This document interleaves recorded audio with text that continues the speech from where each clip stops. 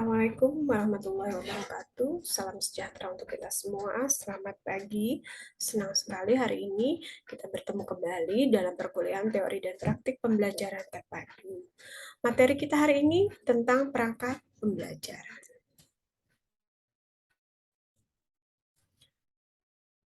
Tujuan perkuliahan kita sebagai mahasiswa calon guru sekolah dasar diharapkan kalian mampu memahami konsep dasar perangkat pembelajaran sebagai bagian dari perencanaan pembelajaran terpadu di sekolah dasar.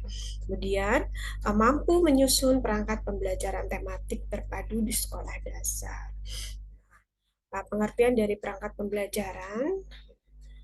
Perangkat pembelajaran adalah seperangkat alat atau perlengkapan yang digunakan untuk melaksanakan proses pembelajaran dan diperlukan dalam mengelola proses pembelajaran tersebut.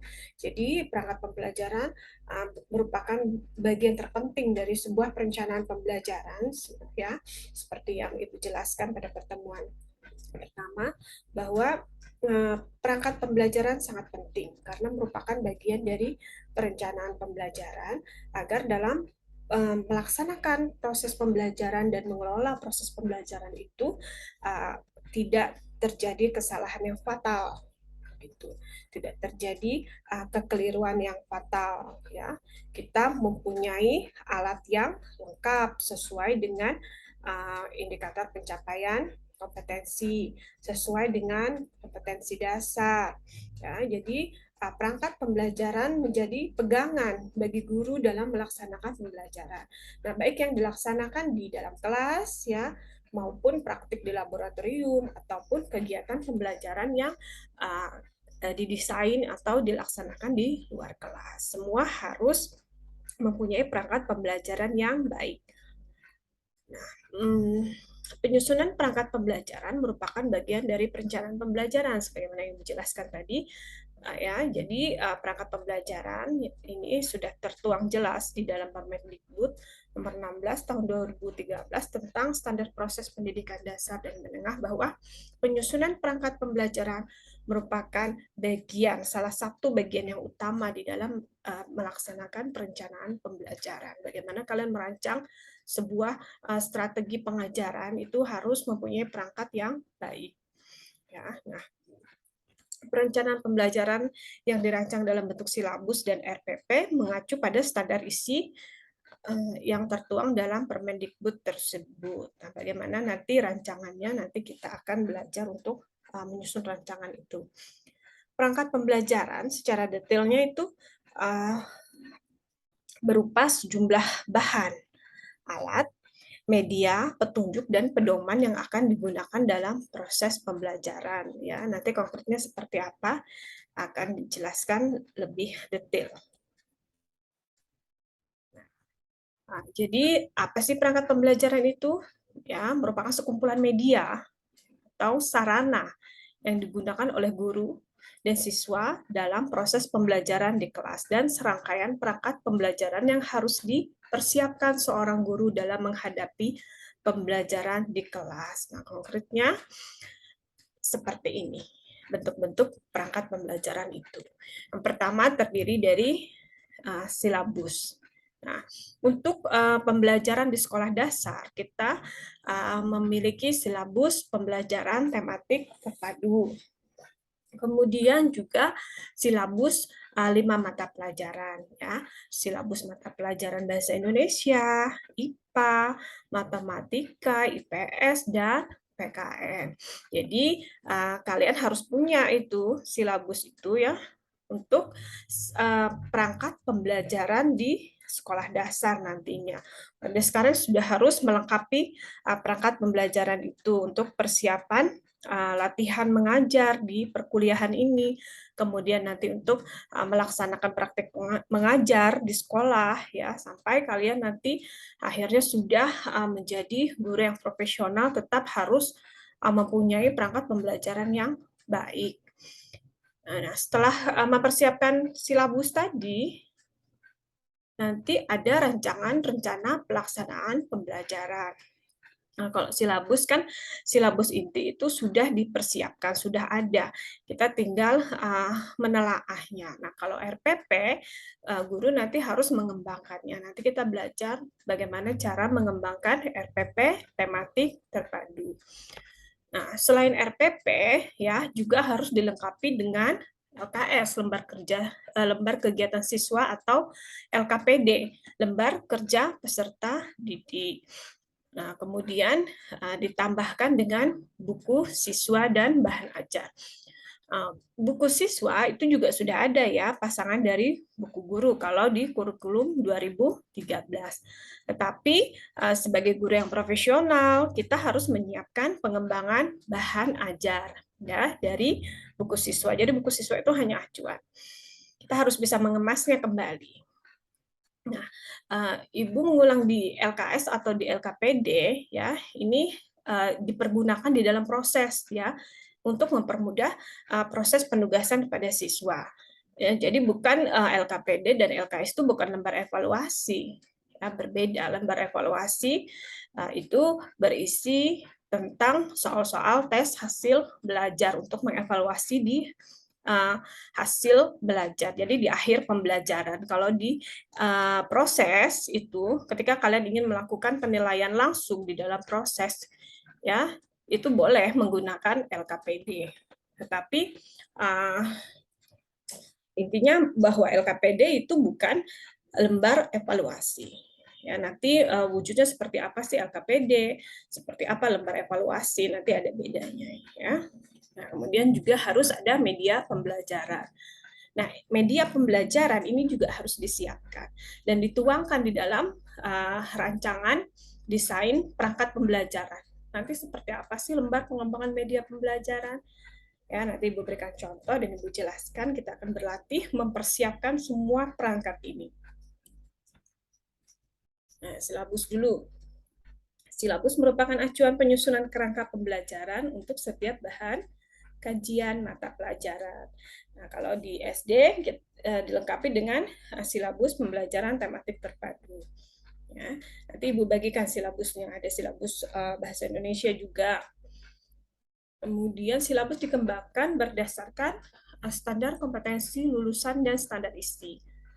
Ya, ini mengacu pada satuan pendidikan dasar sesuai dengan latar belakang kita di pendidikan dasar. Kemudian silabus digunakan sebagai acuan dalam mengembangkan rencana pelaksanaan pembelajaran ya. Jadi dikembangkan, kita tidak boleh lepas dari silabus itu. Ya, ada beberapa mungkin nanti yang tidak bisa ditematikan. Nah, ini bagaimana mengemasnya. Nanti kita juga belajar tidak semua materi yang ada di dalam silabus itu bisa ditematikan antar muatan pelajaran atau antar mata pelajaran ya. Ini secara umum silabus isinya ada ya, sudah Ibu bagikan kemarin bahannya, identitas mata pelajaran, ya pembelajaran tema 1, ya kalau tema 1, subtema 1, pembelajaran 1, apa nanti judul temanya. Kemudian identitas sekolah, sudah tahu ya, SD mana misalnya SDN 1 Palangka, ya, kelasnya. Kemudian kompetensi inti KI. Nah, ini mengenai sikap pengetahuan yang harus dipelajari siswa.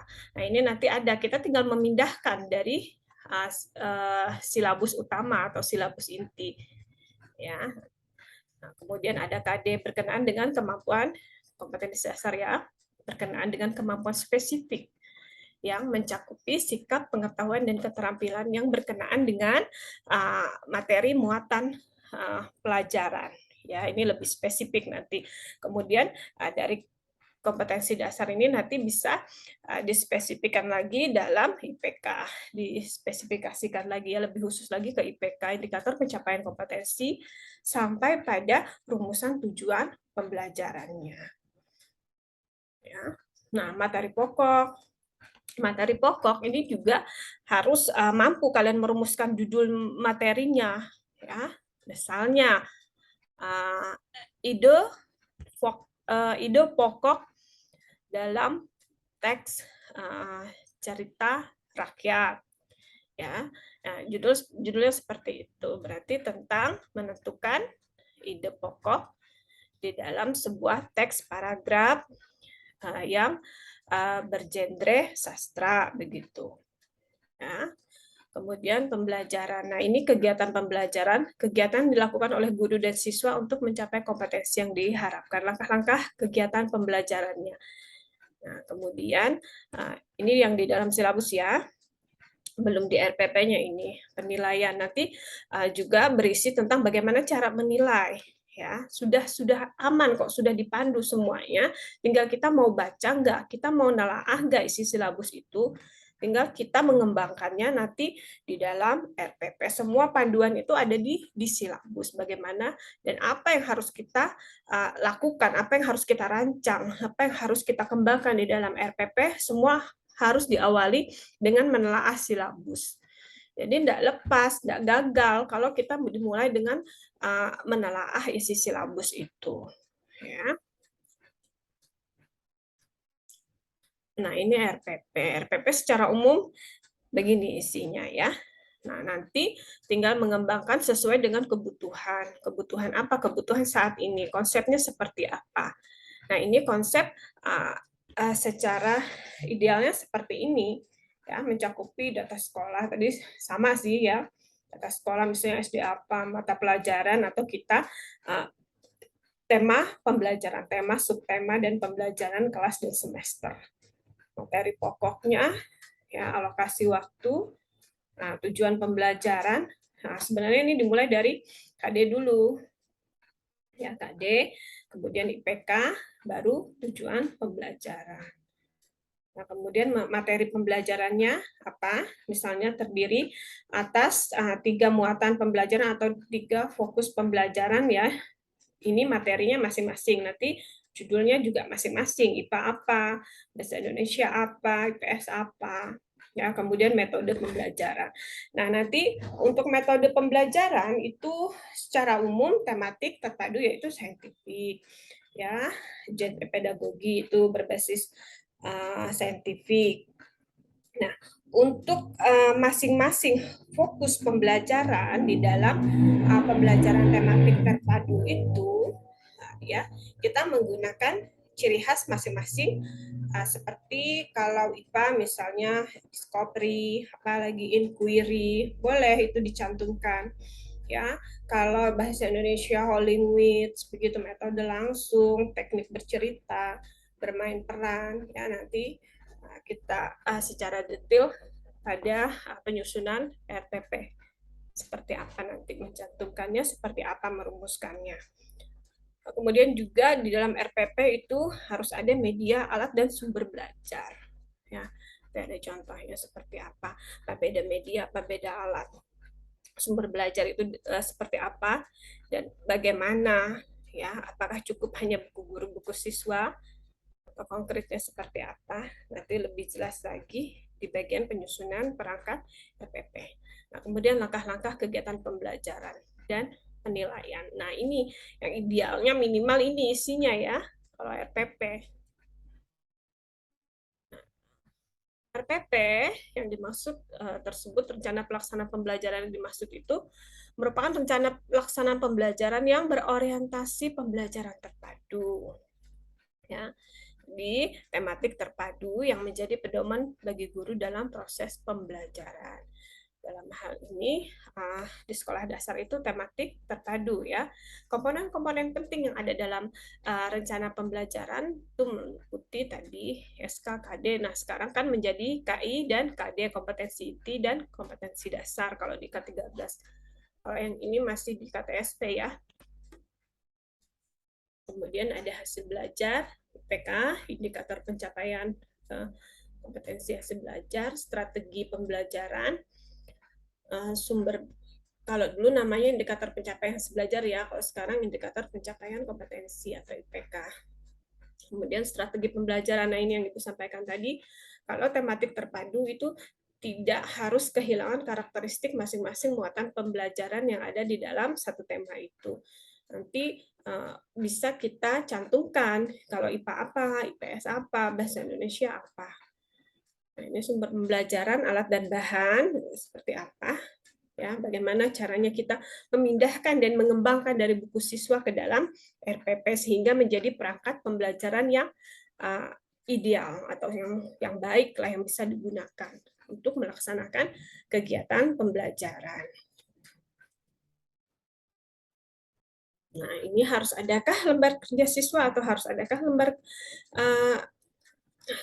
kerja peserta didik LKPD? Seperti apa sih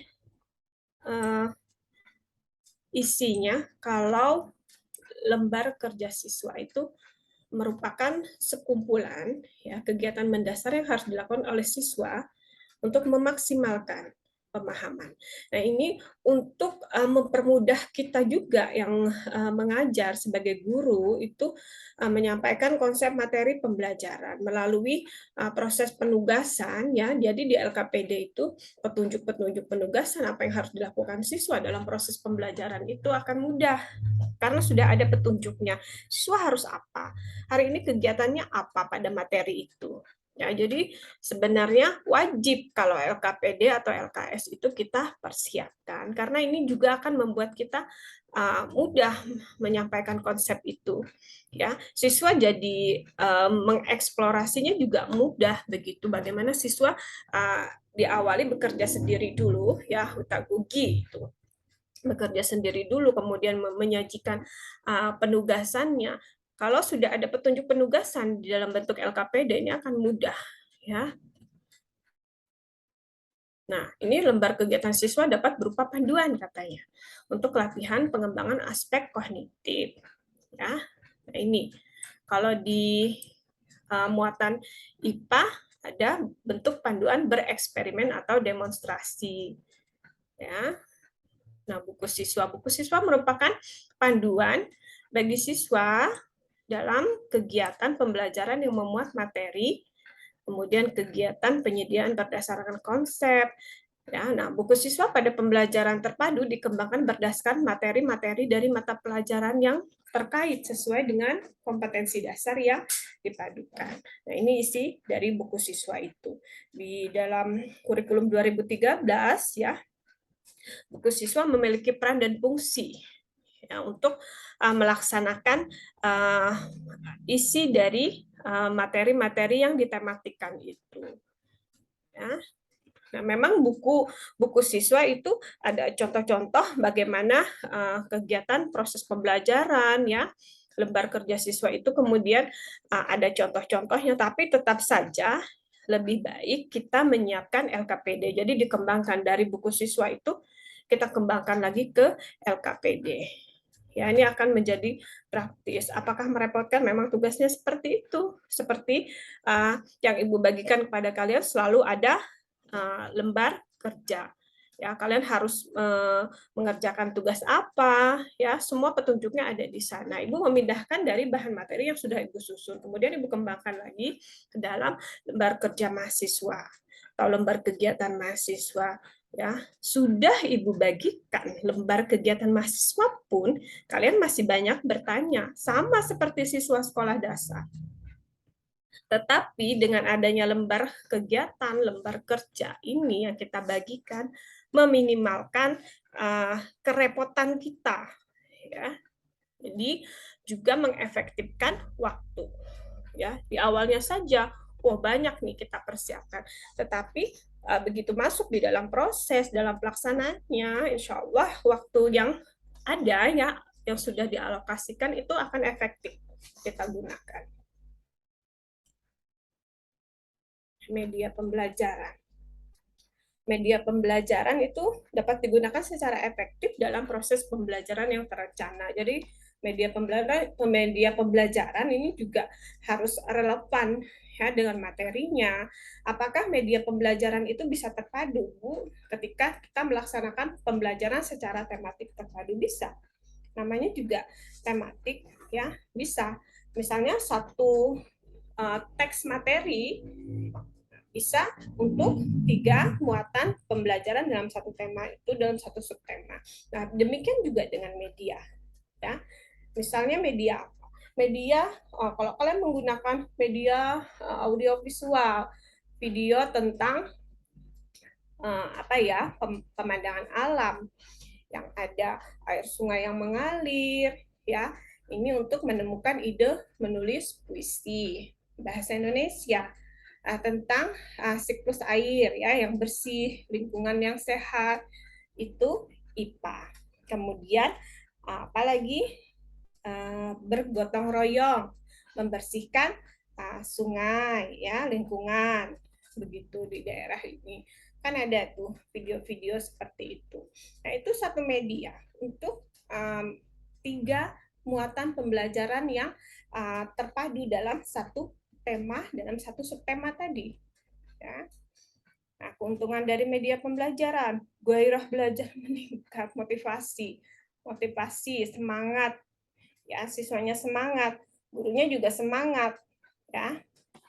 Siswa berkembang menurut minat dan kecepatannya karena adanya media, interaksi langsung dengan lingkungan, memberi perangsang dan mempersamakan pengalaman karena dengan satu media yang sama itu ya, menimbulkan persepsi akan sebuah konsep yang sama karena kita sudah punya alat atau media yang mempersamakan pengalaman tadi. Nah, ini tes hasil belajar. Ya, ketika kalian ingin melaksanakan evaluasi di akhir pembelajaran, harus ada lembar evaluasinya yang berisikan apa? Nih, tes hasil belajar merupakan butir tes yang digunakan untuk mengetahui hasil belajar siswa setelah mengikuti kegiatan pembelajaran. Ya, nah tes hasil belajar mengacu pada KD yang ingin dicapai, IPK, indikator pencapaian kompetensi atau hasil belajar yang disusun berdasarkan kisi-kisi ya berupa soal-soal dan kunci jawabannya. Kunci jawabannya jangan dikasihkan ke siswa kita, sudah siap biar tidak bingung. Sekali lagi untuk mengefektifkan waktu, perangkat ini harus disiapkan ketika kita menyiapkan soal-soal ya kunci jawabannya juga. Kalau bentuknya esai ya deskripsi jawabannya harus ada standar jawaban sehingga tidak asal dalam melakukan penilaian. Nah, ini juga dilengkapi dengan observasi psikomotor kinerja siswa. Semuanya ini sebenarnya sudah ada contohnya di buku guru. Kita tinggal memindahkan dan mengembangkan. Ya, tapi mau ndak membacanya, mau ndak belajarnya, mau ndak menelaahnya, itu saja masalahnya. Jadi sebenarnya ndak ribet ya, ndak susah kalau kita mau membaca. Ya, harus ada literasi yang baik untuk menelaahnya. Jangan apa-apa ambil contoh di internet itu udah dipotong-potong, ada yang di apa ya diacak-acak. Ya, jadi jangan terkecoh walaupun memang juga banyak yang baik yang bisa diambil contoh, tetapi ya kita juga harus belajar mengembangkannya sendiri. Ya. Kalau Anda tidak akan paham kalau cuma comot begitu, ya kita ingin ngajar apa, harus bisa menyiapkan perangkat-perangkat ini. Nah, ini referensinya. Sudah selesai materi hari ini. Nanti kita lanjut pada materi rancangan pembelajaran tematik terpadu seperti apa. Ya, sampai bertemu di materi selanjutnya. Terima kasih atas perhatiannya. Wassalamualaikum warahmatullahi wabarakatuh. Selamat pagi.